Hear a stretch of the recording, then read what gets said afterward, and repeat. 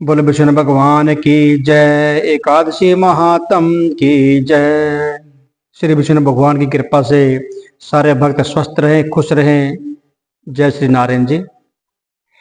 आज हम माघ महीने की कृष्ण पक्ष की खरतिला एकादशी की व्रत कथा को करते हैं। इस व्रत कथा को जो ध्यान से सुनते हैं और इस व्रत को करते हैं, इन नियमों को करते हैं, उनसे उनकी सारी मन की इच्छाएं पूरी होती हैं।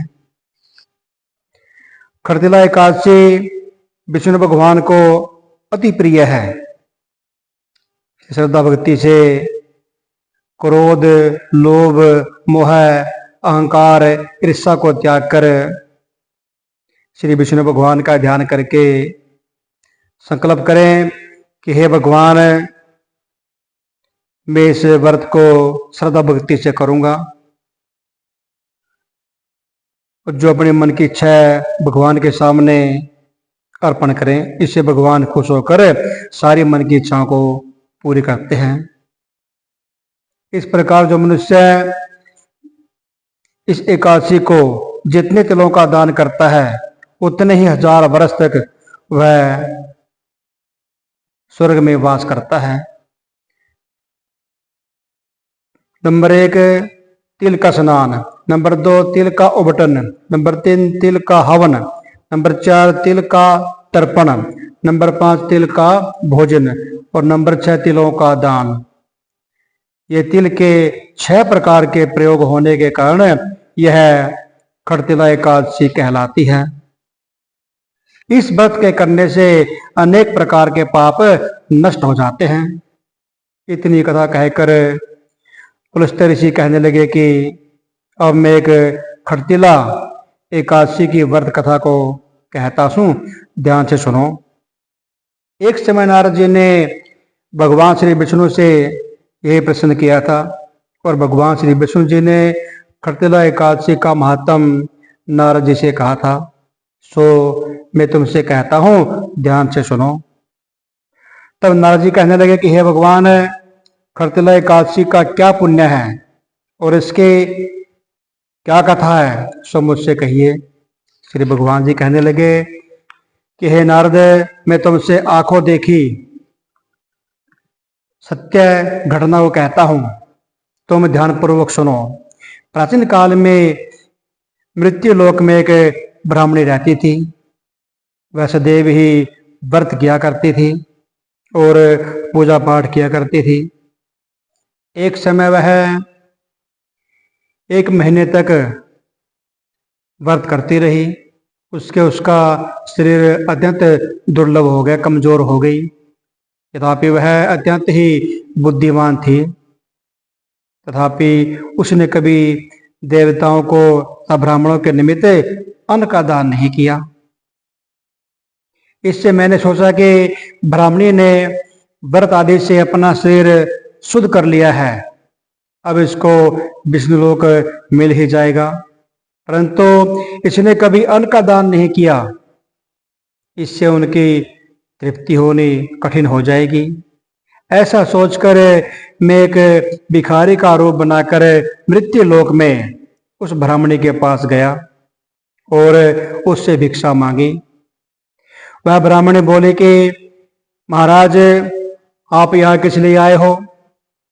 मैंने कहा कि मुझे भिक्षा चाहिए। इस पर उसने एक मिट्टी का ढेला मेरे भिक्षा पात्र में डाल दिया। मैं उसे लेकर स्वर्गलोक में आ गया।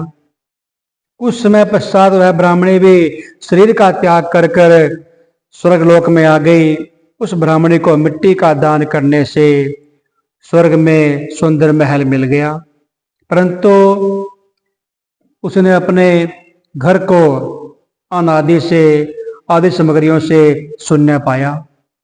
घबरा कर वह मेरे पास आई और कहने लगे कि हे भगवान, मैंने अनेक व्रत आदि किए हैं और आपकी पूजा की है, परंतु फिर भी मेरा घर अनादि से सब वस्तुओं से शून्य है।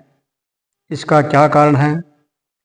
मैंने कहा कि पहले तुम अपने घर जाओ और देवी स्त्रियां तुम्हें देखने के लिए आएंगी।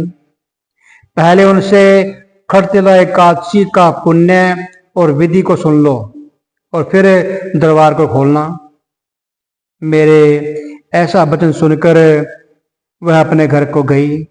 जब देव स्त्री आई और दरबार खोलने के लिए कहने लगी तो ब्राह्मणी बोली कि आप मुझे देखने के लिए आई हैं तो खटतिला एकादशी का महात्म और कथा को कहियो। उनमें से एक देव स्त्री कहने लगे कि मैं कहते हूँ। जब ब्राह्मणी ने खटतिला एकादशी का महात्म सुना तो फिर उसने दरबार खोला और देवांगनाओं ने उनको देखा कि न तो वह गंधर्वी है और न आसुरी शक्ति है, वरन पहले जैसे ही मानसी है। और फिर उस ब्राह्मणी ने भी उनकी कथा अनुसार खटतिला एकादशी का व्रत को किया। उसके प्रभाव से वह भी अधिक सुंदर और रूपवती हो गई और उसका घर अंधन से परिपूर्ण हो गया। अतः मनुष्यों को मूर्खता को त्याग कर खटतिला एकादशी का व्रत और तिलों का दान करना चाहिए। कभी लोभ नहीं करना चाहिए। इससे